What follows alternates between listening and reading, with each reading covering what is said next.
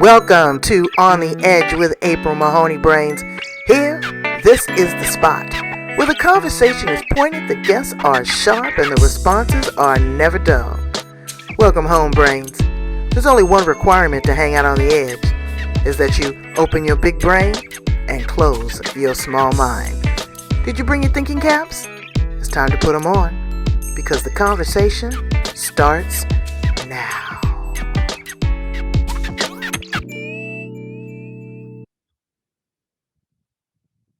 Well, hello, Tina.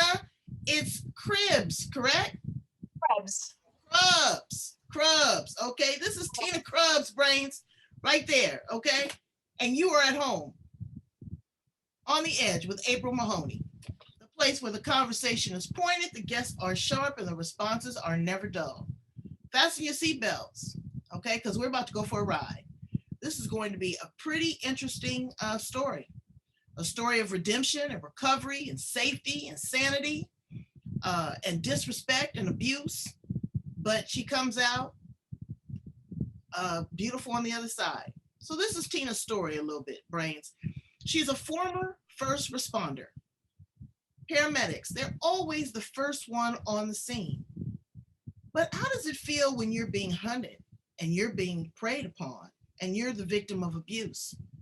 How do you deal with that duality in life? How do you recover from the trauma that you experience day to day? Because, you know, when you call the paramedics, you're not calling them for milk and cookies. You calling them because something's happened pretty bad and you need an emergency emergency personnel out there to help you resolve that. Then you come home and you're a mother of two and you got somebody that you think that loves you, but going in the opposite direction. So I'm going to let her fill in the white spaces, but I want to welcome her here to the edge. And I think this is like your first really big interview with regards to this, right? It is. I've done a few other interviews, but just still kind of getting my feet wet and jumping in and learning to swim.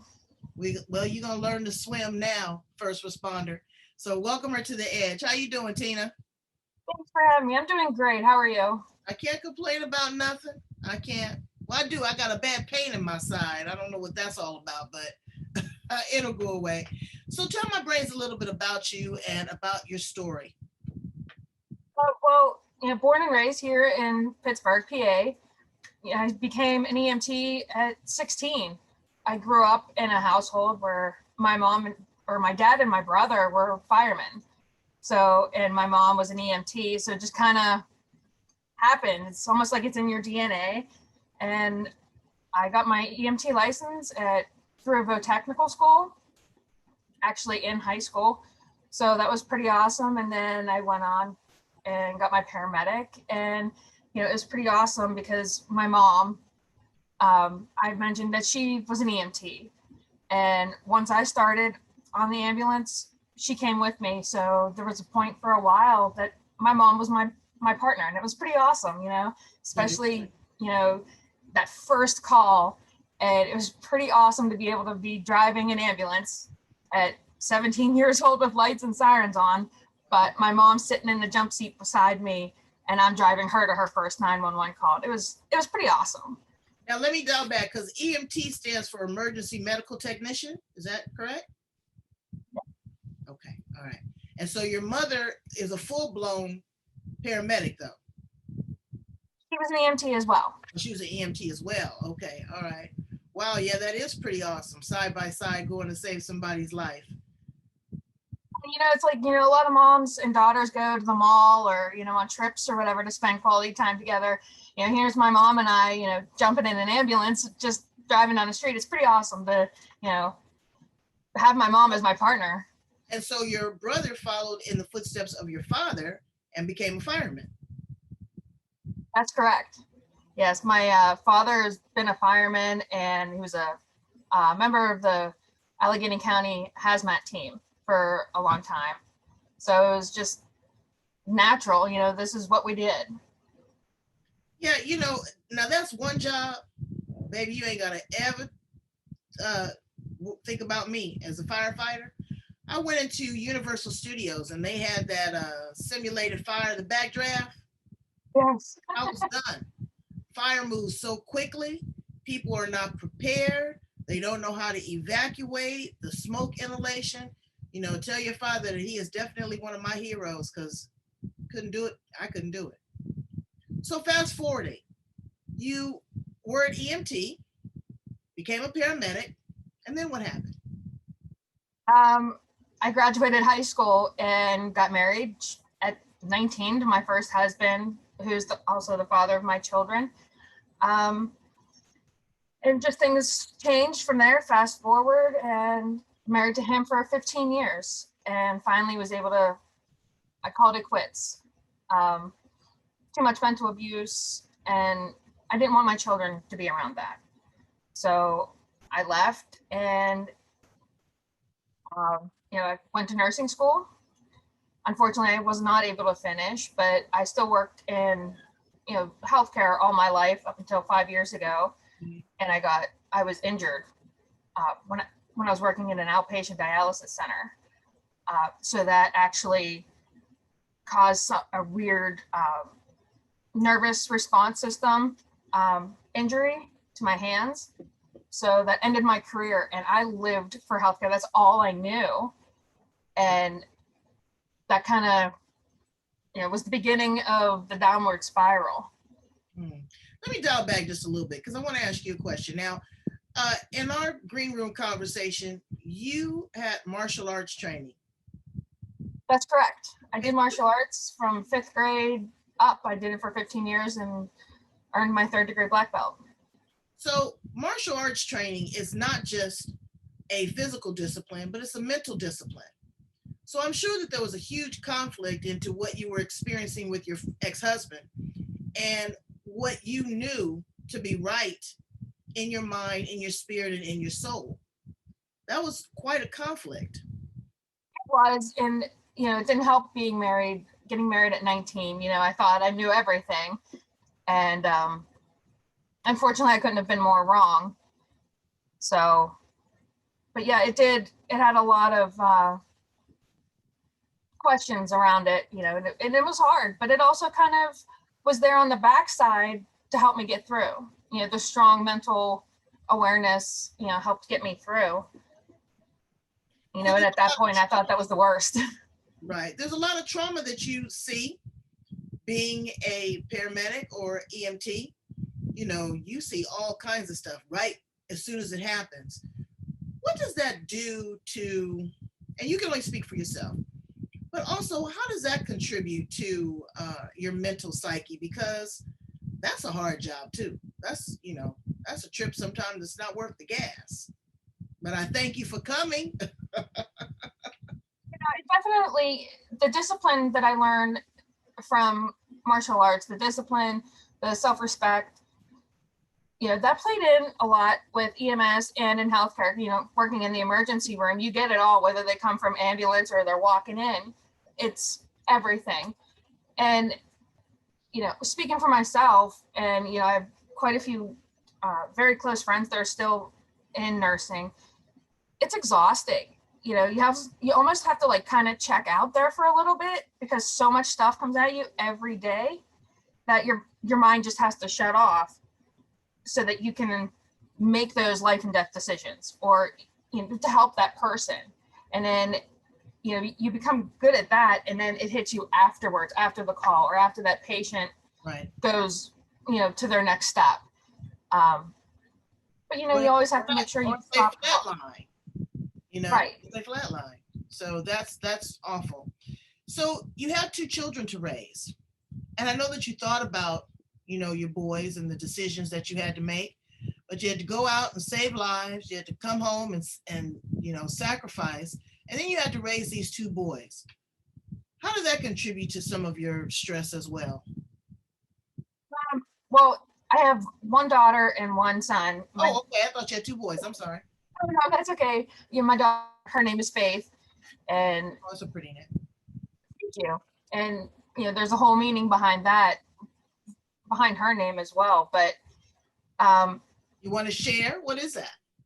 It took me 7 years of trying to have a baby to conceive her. I had done all the infertility shots, the poking, the prodding. Oh, just relax. If I heard that one more time, that would have been the end of me. And we did it all. And 2 infertility specialists that are some of the best in the country are here in Pittsburgh, and they both said it's not going to happen. And I'm like, just let me do one more round. I can do this. And I was working in an outpatient dialysis center when they called, and they're like, Tina, you have a positive result. I'm like, oh Lord, for what now? Enough. And they're like, you're pregnant. I dropped the phone. I had was cleaning a big storage tank in the back, and I let like a whole bunch of water run through it, like 500 gallons of water, because I forgot it was on. I just couldn't even function. I'm like, oh, I did not see that. So that's how she got her name, is Faith Elizabeth. Oh, that's beautiful. Because you have to have faith in anything you do. You got to work by faith and not by sight. Let me ask you a quick question, though, something about you might remember from working in that outpatient dialysis center. Here in California, we had big legislation on that. If we were going to support that, they're popping up everywhere because they're saying that the healthcare and insurance has changed. That if you go to a traditional hospital, that you're going to have to pay a large copay, where these are outsourced.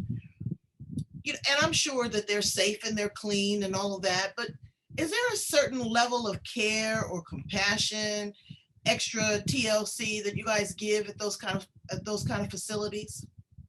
Yeah, the benefits are, far outweigh, I guess, I don't want to say the bad of coming to the doctors. Those people need treatments 3 times a week. And, that's not exactly fun.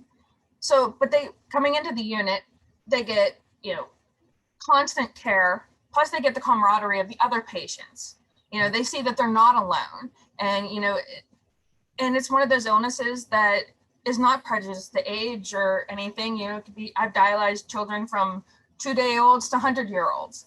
Wow. And I can tell you that while it's extremely hard and not pleasant for the patients, I've seen things work out for patients. They get the transplant and things, and seeing them 3 times a week, for years, they become family. You're taught to be professional and keep that straight patient relationship, but to a point, it kind of goes a little further in the fact that that's more than a chair. That is somebody's mother, daughter, aunt, uncle, and treat them as such. And, I've learned that became close with a lot of my patients. I had my second marriage, actually, the man that married us was one of my patients. Oh. And,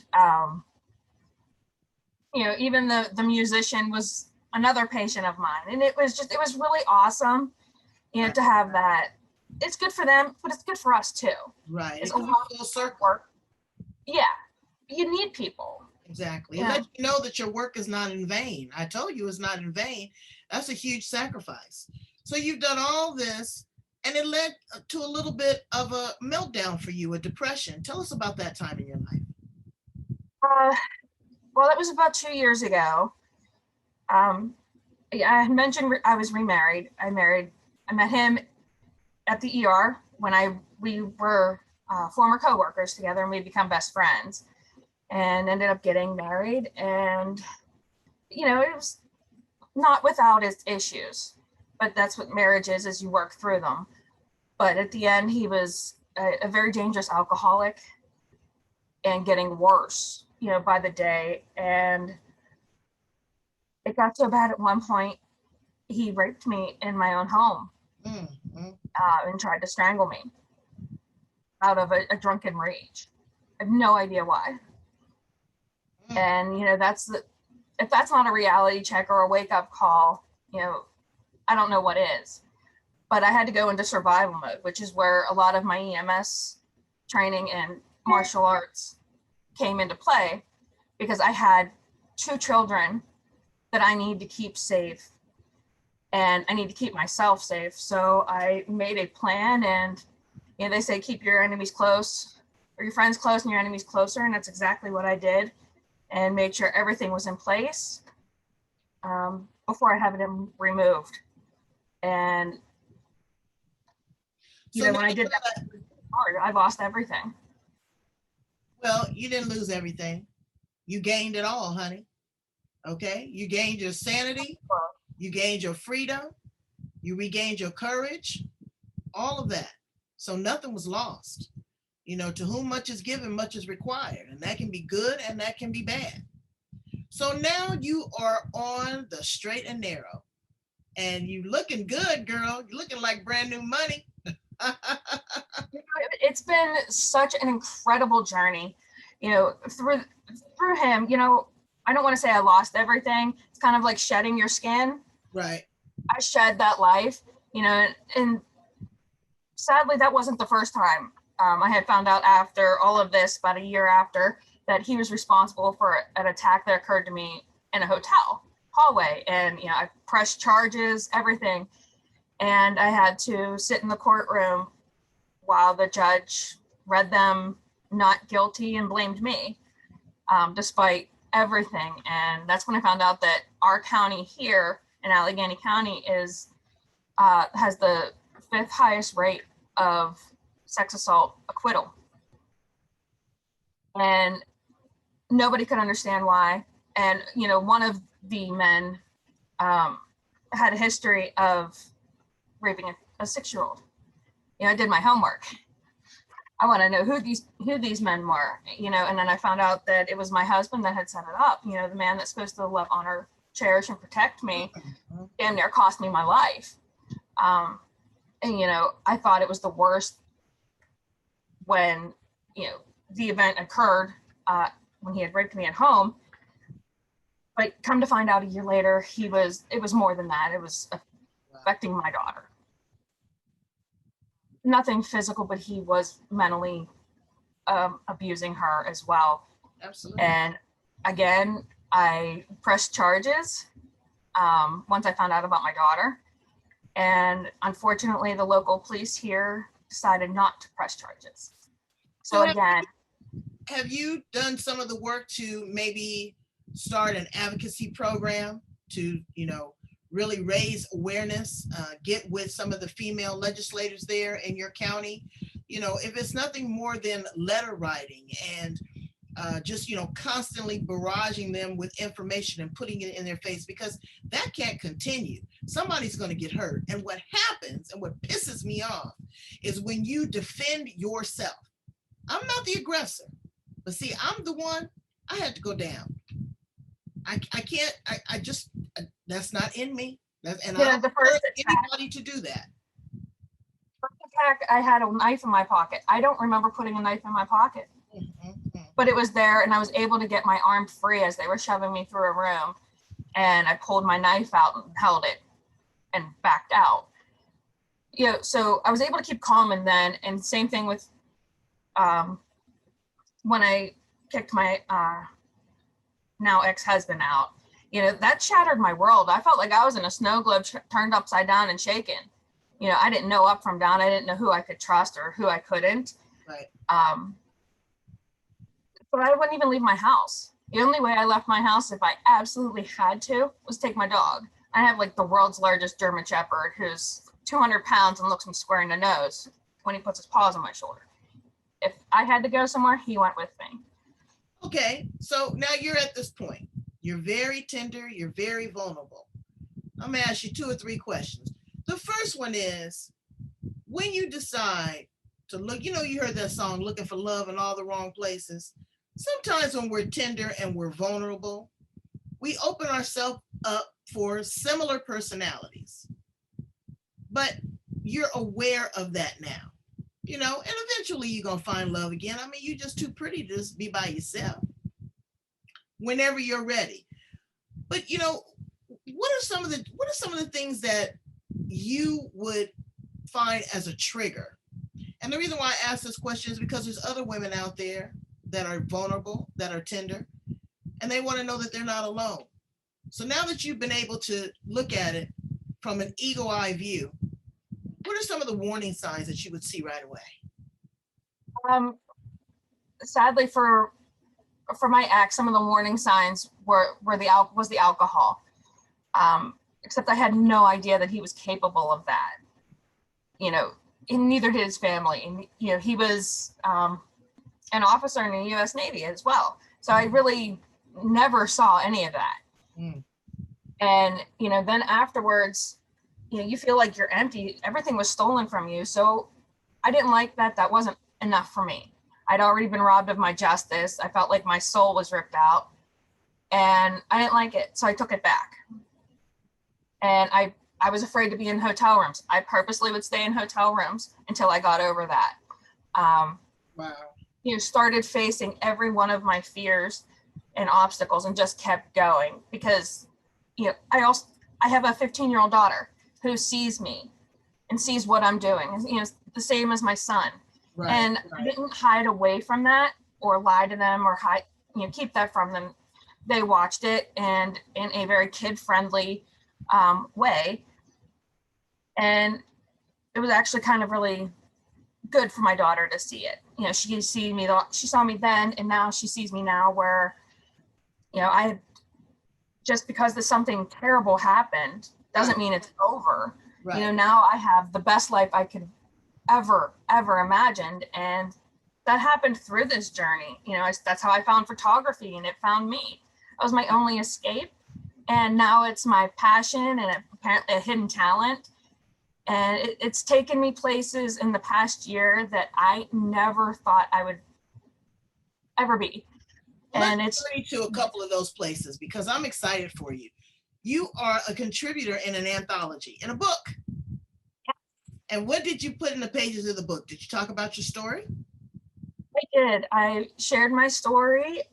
And the funny thing is I absolutely hate writing. That's why I work with pictures and not words. I hate it. And here I am writing a book, my chapter of it. And let me see it. We want to see it. Yes. This is from the Lemonade Stand 2. Okay, Lemonade Stand 2. Now we can purchase that on Amazon, right? Yes, Amazon and through me. Okay. On my Facebook pages. You know, and I shared my story, you know, exactly of what it was like and what I went through and all the details just to keep myself safe so that he couldn't find out. And it's been the most liberating and incredible journey of my entire life. There's been days where I didn't want to get out of bed. I was done. I'm not doing this no more. This is crap. I'm out. And, you know, you still got to drag yourself out. I didn't have the option to give up. I have 2 children who depend on me. You know, I'm a single mom. Right.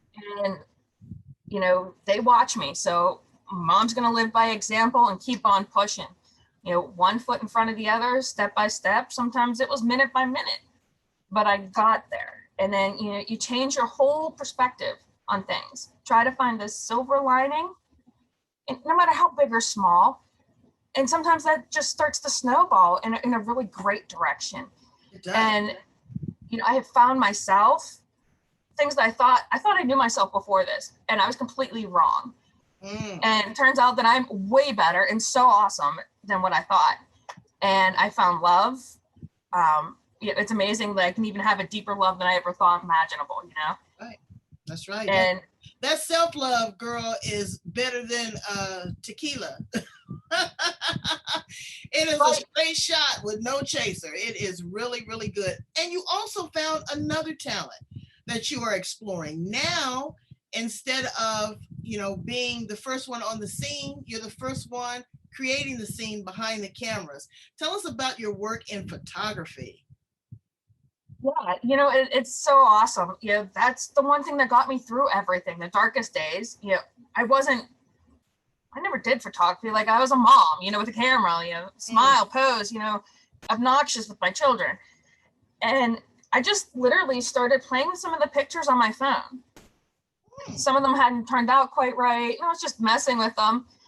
And then I would send my mom a few and she's like, oh, these are great. It's like, well, okay, great, mom. You know, it could be a stick figure and you're going to love it. So I really didn't put a whole lot of, you know, weight on that. But then I just kept getting better and more people were catching on. And they're like, Tina, you should sell this. I'm like, no way. And fast forward, here I am. I have, you know, my own business, Unique Photo Innovations. And basically it's anything and everything you could possibly imagine about photography. You know, and I'm all self-taught. I went through business school during COVID. You know, everybody else got quiet during COVID. I started working during COVID and just completely rebuilt myself from the ground up. And, you know, I think it's awesome. And you know what? You would be, I can just see you, you know, I have an intuitive gift as well, but I can just see you on the scene of some, you know, some major events because you've been there and you know how to capture that and stay calm and focus. You know, and I'm just so proud of you. I really, really am, because it takes courage, you know, to survive this, to talk about it, to live through it, to love through it, to mother through it, you know, to try to reinvent yourself. So Tina, I really, really commend you. And thank you for being here on the edge with me and my brains to talk about it, because there are other women and there's men too. You know, I'm going to give the men a break. There are a lot of men out there that are being abused by their wives. Don't think that they're not. I got a couple friends that are some cold pieces, and I told them women go to jail too. You know? Yeah, and that's one of the things that, like, it doesn't have to be just physical. Oh, no. You know, if it was, that would make it a lot easier to understand because, well, getting a punch in the face is pretty, you know, awakening. It's pretty subtle. But, you know, the mental, it's just kind of like where you're constantly just so slowly ground down to where you don't know. And, you know, that's hard to come back from. You know, even especially like dating afterwards. Fortunately, I found a great man who drives me crazy, but, you know, he's just makes my world that much brighter. Mm-hmm. But, you know, it's putting the effort into yourself, take that journey, and you find yourself, everything else like falls into place just miraculously. You know, I've started working with a mental health foundation called the Be Daring Foundation, and I'm on the board of directors. And that's one of the things we're trying to do is change the talk, change the stigma about mental health. Right. You know, we do our physical health, we go to the doctor, no problem. But everybody thinks mental health, oh no, you know. Well, you know, they're afraid of it. They're afraid of mental health, really, because you can't see it. I can see an open wound. I can see a cut. I can see an infection, you know, but you can't see inside the psyche and inside the brain of another person. And you don't know when it's going to go from a flicker to a flame. So there's a lot of education that, you know, we need to do. We need to continue to have the conversation and, you know, work with our children, work with our men. If there is a situation that the police need to be called, or even EMTs. You know, EMTs are there, but they're not mental health professionals. They're not a PERT team, you know. They do the best that they can, and if they can, you know, get a person subdued and give them something to tranquilize them, to calm them down until they get them to a facility. But what happens in the interim? There's a lot of combativeness, because the person that is suffering with the mental health challenge, they're afraid too.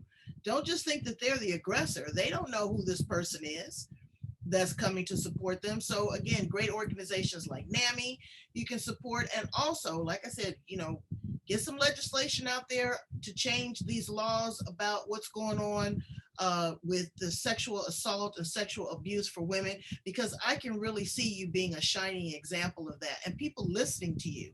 It's one thing to talk the talk, but you've walked the walk. And thank you so much for walking with me here on the edge. Please tell my brains how to get in contact with you. You know, they may be in Pittsburgh and need some photos. Or no, let me see. You're in Pennsylvania. Why I keep getting that all confused? All the I'm in Pittsburgh, Pennsylvania, but you know, people fly me across the country now for me to do their photo shoots, which is amazing. I've never been to Arizona until this year. I've been there twice.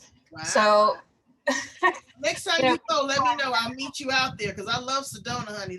That's a vortex right there. You next time you go, allow yourself a couple extra days to really immerse yourself in that energy there, because it's a clearing and an energy and a power in Arizona like no other. Trust me. So wonderful. It's so wonderful, and you're wonderful too. So what's your website? UniquePhotoInnovations.com. You can also find me on Facebook for Unique Photo Innovations, and Instagram, or you can find me on Facebook for under Tina Krebs.